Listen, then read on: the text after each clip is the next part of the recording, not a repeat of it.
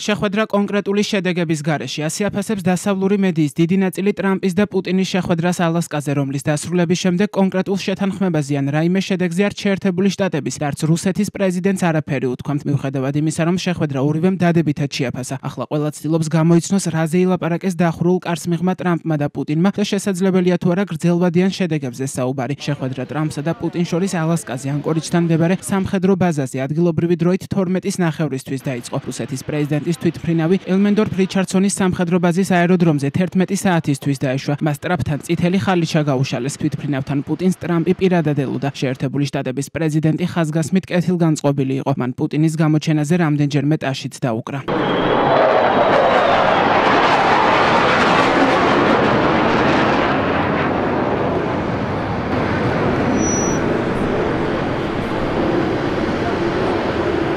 შეხვედრის ფორმატის და მისი ხანგრძლივობის შესახებ დეტალები მის დაწყებამდე არ გახმაურებულა, თუმცა სხვადასხვა ინფორმაციაზე დაყრდნობით იყო მოლოდინი, რომ თავდაპირველად ტრამპის და პუტინის პირისპირ შეხვედრა გაიმართებოდა, შემდეგ კი გაფართოებულ ფორმატში მოლაპარაკებები და პრეზიდენტების ერთობლივი სადილი, თუმცა არც ერთი არ შედგა. შეხვედრამდე ცოტა ხნით ადრე ცნობილი გახდა, რომ არც ტრამპის და პუტინის პირისპირ შეხვედრა შედგებოდა დამსწრეების გარეშე. საბოლოოდ შეხვედრა 3-3-ზე ფორმატით გაიმართა. ამერიკული მხრიდან შეხვედრას სახელმწიფო მდივანი რუბიო და ტრამპის სპეციალური წარმომადგენელი სტივ ვიტკოფი, რუსული მხრიდან კი საგარეო საქმეთა მინისტრი ლავროვი და პრეზიდენტის მრჩეველი იური უშაკოვი ესწრებოდნენ. მედია შეხვედრის დაწყების წინ რამდენიმე წუთით გადაღების უფლება მიეცა. ამის შემდეგ დაიწყო დახურული მოლაპარაკებები, რომელიც 2 საათ ნახევარს გაგრძელდა. შეხვედრის დასრულების შემდეგ ტრამპი და პუტინი მედიასთან გამოვიდნენ და ჯამში 12 წუთიანი პრესკონფერენცია გამართეს. აქედან დროის 2/3 პუტინმა ისაუბრა, ტრამპმა კი სულ 3 წუთი. ვლადიმერ პუტინმა თქვა, რომ ტრამპთან ურთიერთგაგებას მიაღწია, ტრამპმა კი განაცხადა, რომ პროგრესი არის, თუმცა კონკრეტული შეთანხმების გარეშე.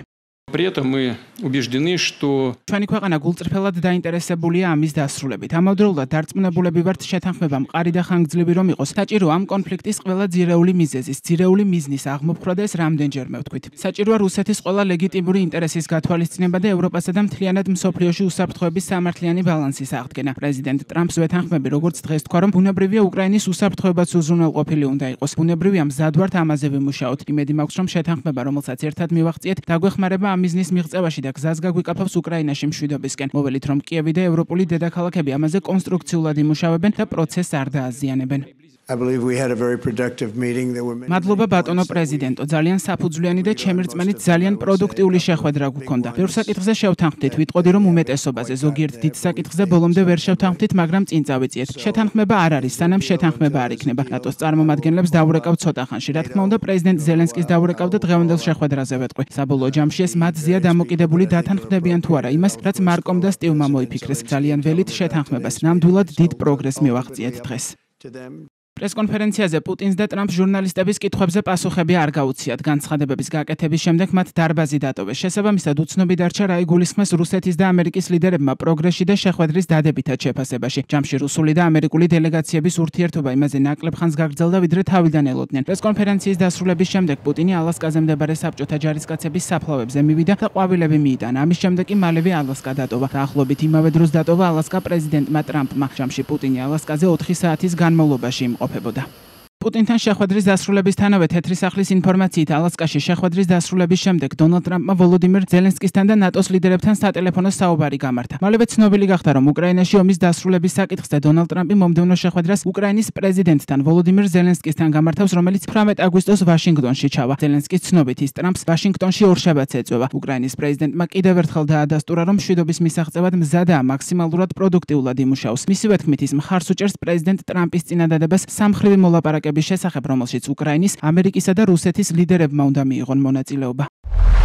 პრეზიდენტმა ტრამპმა მაცნობა რუსეთის ლიდერთან შეხვედრის საუბრის ძირითადი საკითხების შესახებ. მნიშვნელოვანია, რომ ამერიკის ძალას გავლენა აქვს სიტუაციის განვითარებაზე. ჩვენ მხარს უჭერთ პრეზიდენტ ტრამპის წინადადებას უკრაინა, ამერიკის, რუსეთის სამხრივი შეხვედრის შესახებ. უკრაინა ხაზს უსვამს, რომ ძირითადი საკითხების განხილვა ლიდერების დონეზე შეიძლება და სამხრივი ფორმატი ამისთვის შესაფერისია. ორშაბათს ვაშინგტონში პრეზიდენტ ტრამპს შეხვდები, სადაც განვიხილავ ყველა დეტალს მკვლელობების დასრულების, ომის დამთავრების შესახებ. მადლიერი ვარ მოწვევისთვის. მნიშვნელოვანია, რომ საიმედო უსაფრთხოების უზრუნველყოფის მიზნით ევროპელები ჩართული ჩართულნი იყვნენ ყველა ეტაპზე ამერიკასთან ერთად. ჩვენ განვიხილეთ ამერიკული მხარის დადებითი სიგნალები უკრაინის უსაფრთხოების უზრუნველყოფაში მონაწილეობასთან დაკავშირებით.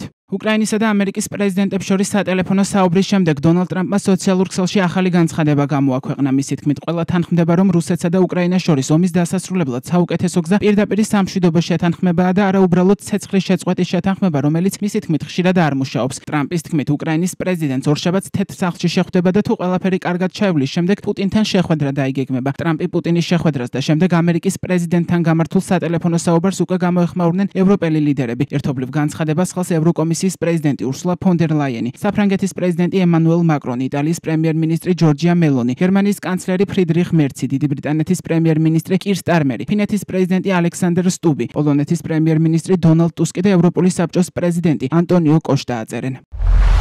დღეს დილით პრეზიდენტმა ტრამპმა ჩვენ და პრეზიდენტ ზელენსკის გაგვაცნო მისი და რუსეთის პრეზიდენტის ვლადიმერ პუტინის შეხვედრის დეტალები. ევროპის ლიდერები მიესალმებიან პრეზიდენტი ტრამპის მცდელობა შეაჩეროს მკვლელობა უკრაინაში, დაასრულოს რუსული ომის აგრესია და მიაღწიოს სამართლიან და გრძელვადიან მშვიდობას. როგორც პრეზიდენტმა ტრამპმა თქვა, შეთანხმება არ იქნება, სანამ შეთანხმება არ იქნება. როგორც პრეზიდენტ ტრამპს აქვს გათვალისწინებული შემდეგი ნაბიჯი უნდა იყოს მოლაპარაკება პრეზიდენტ ზელენსკისთან, რომელსაც ის მალე შეხვდება. ჩვენ ასევე მზად ვართ ვიმუშაოთ პრეზიდენტ ტრამპთან და პრეზიდენტ ზელენსკისთან ერთად სამმხრივი სამიტისთვის ევროპის მხარდაჭერით. ჩვენთვის ნათელია, რომ უკრაინას აუცილებლად უნდა ჰქონდეს რკინის უსაფრთხოების გარანტია და ეფექტურად დაიცვას მისი სუვერენიტეტი და ტერიტორიული მთლიანობა. ჩვენ მივესალმებით პრეზიდენტი ტრამპის განცხადებას, რომლის მიხედვით ამერიკის შეერთებული შტატები ემზადება უსაფრთხოების გარანტია უკრაინას მიანიჭოს. მსურველთა კოალიცია მზად არის აქტიური როლი ითამაშოს. არანაირი შეზღუდვა არ უნდა დაწესდეს უკრაინის შეიარაღებულ ძალებზე ან მესამე ქვეყნებთან მის თანამშრომლობაზე. რუსეთს არ უნდა შეეძლოს დაადოს ვეტო უკრაინის გზას. უკრაინაზე იქნება დამოკიდებული მიიღოს გადაწყვეტილება მის ტერიტორიებზე. საერთაშორისო საზღვრები ძალისმიერად არ უნდა შეიცვალოს. ჩვენი მხარდაჭერა უკრაინისადმი გაგრძელდება. ჩვენ მოწოდებულები ვართ, რომ გავაკეთოთ უფრო მეტი, რათა უკრაინა ძლიერი დარჩეს იმისთვის, რომ მივაღწიოთ ბრძოლის დასასრულს და გქონდეს სამართლიანი და გრძელვადიანი მშვიდობა. თუ უკრაინაში მკვლელობები გაგრძელდება, ჩვენ მზად ვართ გავაძლიეროთ წნეხი რუსეთზე. ჩვენ გავაგრძელებთ სანქციების გაძლიერებას და მივიღებთ უფრო დიდ ეკონომიკურ ზომებს, რათა რუსეთის ომის ეკონომიკა წნეხის ქვეშ მოვაქციოთ. უკრაინას შეუძლია ენდოს ჩვენს ურყევ სოლიდარობას ჩვენი მუშაობის პარალელურად უკრაინისა და ევროპის უსაფრთხოების მნიშვნელოვანი ინტერესების მიმართ.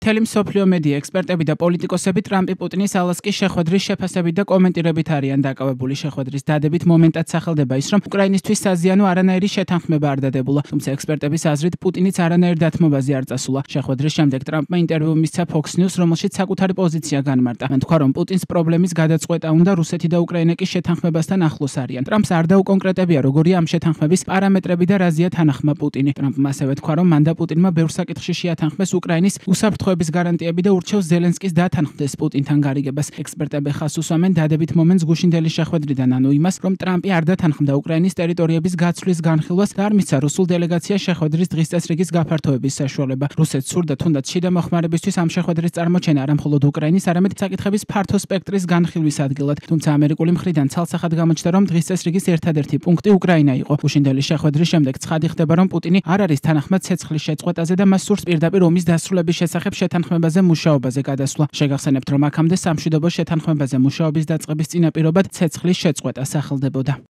მოგვიანებით სააგენტო როიტერმა გაავრცელა ინფორმაცია, რომ ზელენსკიმ ტრამპთან სატელეფონო საუბრისას უარყო პუტინის მოთხოვნა გადასცეს რუსეთს მთელი დონბასი. სააგენტოს ინფორმაციით ალასკის სამიტზე პუტინი დაჟინებით მოითხოვდა, რომ უკრაინას მთელი დონბასი დაეთმო რუსეთისთვის. სააგენტოს წყაროს ცნობით ტრამპმა ეს მოთხოვნა ზელენსკის გადასცა და შესთავაზა ფრონტის გაყინვა ასეთ პირობებში. ზელენსკიმ წინადადება უარყო. სააგენტო ასევე აღნიშნავს, რომ ზელენსკიმ დაადასტურა მზადყოფნა შეხვდეს პუტინს, თუმცა მოითხოვა უსაფრთხოების მყარი გარანტიები. ევროპელმა ლიდერებმა მხარი დაუჭირეს უკრაინას და განაცხადეს რუსეთის წინააღმდეგ სანქციების გამკაცრების განზრახვის შესახებ. როიტერი ასკვნის, რომ სამიტი დასრულდა 1-0 პუტინის სასარგებლოდ, რადგან ვერ იქნა მიღწეული ვერც ზავი და ვერც ხელშესახები პროგრესი.